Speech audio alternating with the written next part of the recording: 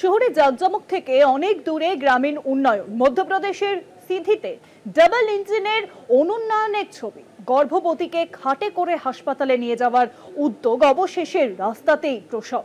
সুস্থ আছেন মা ও নবজাতক। এই উন্নয়নের ছবি সামনে আসছে মধ্যপ্রদেশের থেকে।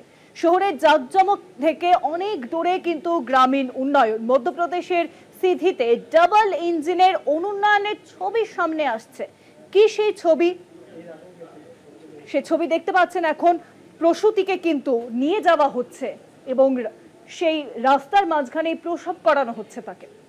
আরো জানাবেন নিউজরুমের সঙ্গে রয়েছেন আমাদের প্রতিনিধি দুর্গাদাস বন্দ্যোপাধ্যায়। দুর্গাদা, দেখো, কেন্দ্রের বিজেপি নেতৃত্বাধীন সরকারের সময়ে দেশ যেভাবে প্রগতির পথে এগিয়ে চলেছে তার অন্যতম উদাহরণ হিসাবে উঠে এসছে ওই মধ্যপ্রদেশ, অর্থাৎ ডবল ইঞ্জিন সরকার। সেখানে বিজেপি নেতৃত্বাধীন সরকার চলছে এবং সেই সরকারের আর এক উজ্জ্বল দৃষ্টান্ত হচ্ছে এক গর্ভবতী মহিলা। তাকে কাঁধে করে কয়েকজন মানুষ প্রত্যন্ত গ্রাম থেকে কাঁধে করে খাটে চাপিয়ে নিয়ে যাওয়া হচ্ছে এবং তিনি প্রসব যন্ত্রণায় ছটফট করছেন, সেই ছবিও উঠে এসছে। এবং যেহেতু কোনো অ্যাম্বুলেন্স নেই, কোনো গাড়ি নেই, তাকে নিয়ে যাবার ন্যূনতম ব্যবস্থা নেই, মধ্যপ্রদেশের মতো একটা রাজ্যে স্বাধীনতার এত বছর পরেও সেখানে এত ডবল ইঞ্জিন সরকারের উন্নয়ন হচ্ছে যে তার অঙ্গ হিসাবে সেই প্রসূতি মা রাস্তাতেই প্রসব করলেন।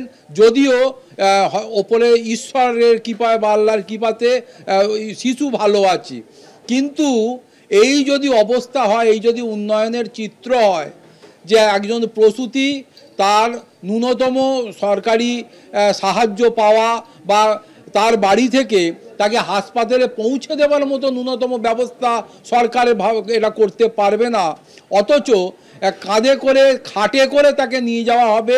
আমরা সচরাচর দেখে থাকি কোনো ডেড বডিকে খাটে করে নিয়ে যাওয়া হয়, সেই ডেড বডির মতো করে যদি কোনো প্রসূতিকে নিয়ে যাওয়া হয়, তিনি জীবিত অবস্থায় থাকবেন না, তারপরে তাকে মৃত অবস্থায় পাওয়া যাবে, এটা তো মানুষকে শিউরে তুলছে।